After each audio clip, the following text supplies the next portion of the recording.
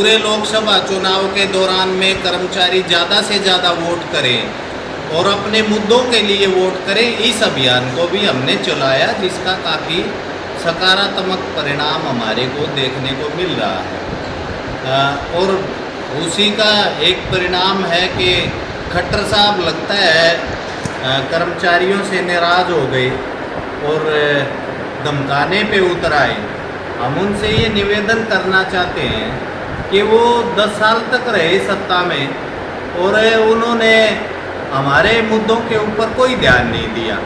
हम उनसे ये आग्रह कर रहे हैं, वो वरिष्ठ हैं और उनको केंद्र में भी बड़ी जिम्मेदारी मिली है, वो विचार करें इस बात के ऊपर कि क्यों लटका के छोड़ दिया अपने कर्मचारी को। कर्मचारी समाज का हिस्सा हैं, वो सेवा करते हैं समाज की, उनको दरपेश आने वाली समस्याएं सुलझाने का काम भी सरकार का है। अभी हरियाणा में लोकसभा चुनाव के बाद विधानसभा का चुनाव का भी अवसर उपस्थित हो रहा है। हम ये चाहते हैं कि राज्य के अंदर कर्मचारियों की जो समस्याएं हैं, उनके जो इशू हैं, वो राजनीतिक पार्टियों के एजेंडे में आने चाहिए। हम कोई इसमें ए और बी का सिलेक्शन नहीं करते हैं। हम ये चाहते हैं कि सत्ताधारी पार्टी है, उसके पास तो वो शासन में अवसर ही है, वो कर्मचारियों के मुद्दों को बातचीत बुला के सुलझाए। उसको कर्मचारी के ऊपर, बाकी वर्गों के ऊपर लठ चलाने की बजाय, उनको धमकाने की बजाय इस बात पे विचार करना चाहिए कि कर्मचारी को जो दरपेश समस्याएं हैं उनका समाधान कैसे हो, कैसे उसका रास्ता निकाला जा सकता है। हम चाहते हैं वो निकालें।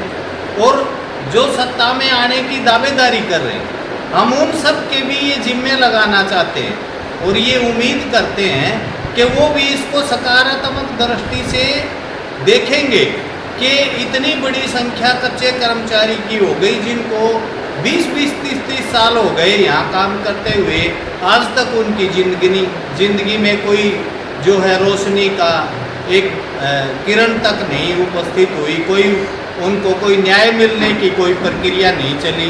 वो कैसे न्याय उनको मिल सकता है, कैसे उनकी रेगुलाइजेशन? 2 लाख के लगभग पद खाली पड़े हैं हरियाणा में।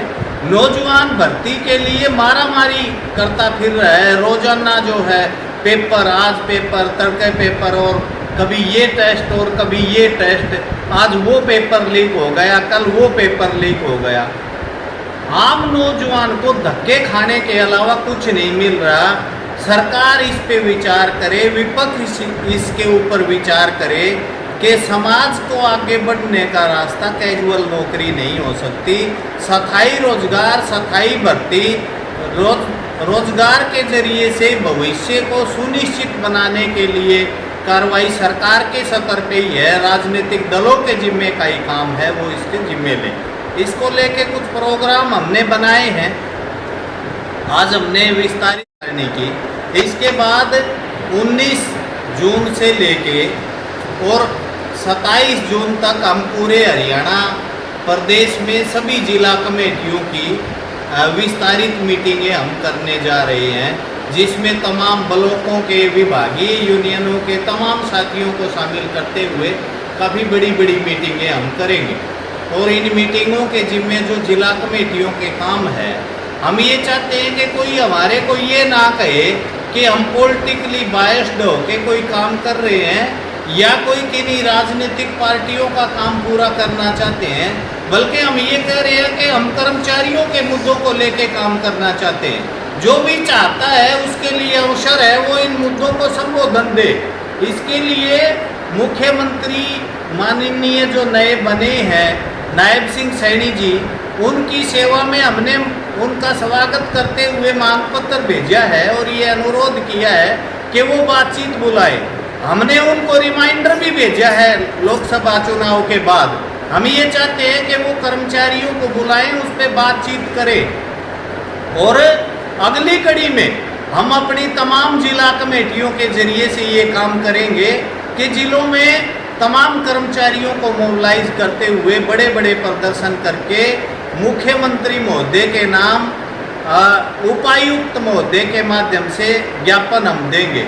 और इसके लिए हमने जो तिथि निर्धारित की है वो 16 जुलाई से लेके और 26 जुलाई तक जो है ये तमाम पूरे प्रदेश में हम ये काम करेंगे। हम ये उम्मीद करते हैं कि हमारे जो एजेंडे पिछले लंबे समय से लटके हुए हैं, नए मंत्रिमंडल हरियाणा में बना है माननीय सैनी जी की अध्यक्षता में, हम ये उम्मीद कर रहे हैं कि वो नई परिस्थिति में इन चीज़ों के ऊपर ध्यान देंगे और बातचीत बुला के कर्मचारियों के मुद्दों को संबोधन देंगे। सर, आपने अभी जिक्र किया था कि जो हरियाणा कौशल विकास निगम है वो कर्मचारी को शोषित कर रहा है, तो किस प्रकार से कर रहा है उसके बारे में बताइए। ये जो कौशल रोजगार निगम है इसकी जो भर्तियां हैं वो तमाम तौर पे कच्ची है, उनका कोई भविष्य नहीं है। उसमें जो नौजवान नौकरी कर रहा है उसको कब नौकरी से बाहर कर दिया जाए किसी को कोई पता नहीं है। पॉलिटिकल एजेंडा सेट करने के लिए की गई हैं वो भर्तियाँ। और आप ये देखिए, बड़ी दुर्भाग्यपूर्ण स्थिति ये है कि पूरे प्रदेश में क्लास 4 की रिटायरमेंट की एज 60 साल है, लेकिन कौशल रोजगार निगम में 58 साल में उसको जो है घर भेज दिया जाएगा। किसी को कोई पता नहीं है कब उसके सामने बिना गलती के उसको अगले साल के लिए एक्सटेंशन मिलेगी, ये किसी की गारंटी नहीं है। पूरा तरह से कच्चा रोजगार है। जो वेतन बढ़ोतरी है उसकी स्थिति ये बनी हुई है कि वो बढ़ता नहीं है। अब समान काम समान वेतन की व्यवस्था माननीय सुप्रीम कोर्ट में दी थी और उसको हमने लागू करवाया था प्रदेश में, लेकिन आज के दिन ये कौशल रोजगार निगम किसी के लिए समान अवसर मुहैया नहीं करवा रहा। ये एक तरह से गैर संवैधानिक भी है। इसने तमाम नियम कायदे कानूनों की धज्जियां उड़ा के एक तरह से ठेकेदारी प्रथा को पोषित करने के लिए इसका गठन किया गया है। इसलिए हम इसका विरोध भी कर रहे हैं और नौजवानों के भविष्य के साथ खिलवाड़ के रूप में भी हम जो है इसको देख रहे हैं। सरकार विधानसभा में भी ऐसा चोट का काम करेंगे? चोट की बात नहीं है, हम कर्मचारी हैं, हम कोई राजनीतिक पार्टी नहीं है जिसका कोई किसी को चोट और किसी को मदद करने का काम हो। कर्मचारी अपने मुद्दों को चाहता है कि उनका हल हो। निश्चित तौर पे कर्मचारी भी अवेयर है, जो लोग उसके मुद्दों के ऊपर बात करना चाहते हैं उनको निश्चित तौर पे वो फेवर करता होगा कर्मचारी।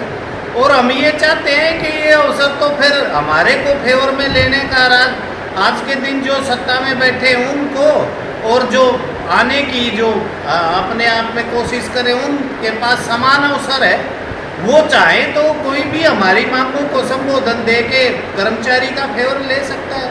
हम कोई राजनीतिक रूप से नहीं इस बात को देखते हैं, बल्कि कर्मचारी का जो मुद्दा है वो असल में प्रदेश की जनता की सेवा का भी मुद्दा है। अभी मैं एक बिंदु पे और आपसे बात करना चाहता हूँ। कैशलेस पॉलिसी जारी की है कर्मचारी के लेवल पे, उसमें कुछ प्रावधान किए गए हैं, वो चलो एक सुविधा मिली है, वो एक बात है। लेकिन आम जनता के लिए जो सार्वजनिक स्वास्थ्य सेवाओं का विस्तार होके हर आदमी तक स्वास्थ्य सेवा पहुंचनी थी, इस पॉलिसी के जरिए से उस पर तो ब्रेक लग जाएगा। मैं नौकरी में हूँ तो मेरे को एक तरह की सुरक्षा है, जो आदमी नौकरी में नहीं है वो धक्का खाता फिरो। आयुष्मान के जरिए से जो योजना सरकार लेके आई है उसका तो आबादी के कितने हिस्से को भी फायदा नहीं मिल रहा। हम ये कहते हैं सार्वभौम जो सार्वजनिक स्वास्थ्य सेवा है उसको मजबूत करके इस काम को आगे बढ़ाया जाना चाहिए। आगे विधानसभा चुनाव है, तो संघ की किस प्रकार भागीदारी रहेगी? सर्व कर्मचारी संघ कर्मचारियों को मोटिवेट करेगा जरूर। जो चुनाव आयोग का भी और प्रदेश में लोकतंत्र का भी ये लक्ष्य है कि हर आदमी, हर कर्मचारी पोलिंग बूथ तक पहुँचे और वो अपना मत दे जो भी उसका मत है। और कर्मचारी के तौर पे हम ये चाहेंगे कि कर्मचारी अपने मुद्दों को भी स्थापित करे। बेरोजगारी की बड़ी समस्या है, महंगाई की मार से हम दो चार हो रहे हैं। 8वां वेतन आयोग का गठन ही नहीं हुआ, हमारे को राहत देने का सवाल है। ये जो 7वां वेतन आयोग था इसकी महंगाई दर 50% से ऊपर हो गई, तो HRA में बढ़ोतरी करनी थी, केंद्र सरकार ने कर दी, हरियाणा सरकार बोल ही नहीं रही है।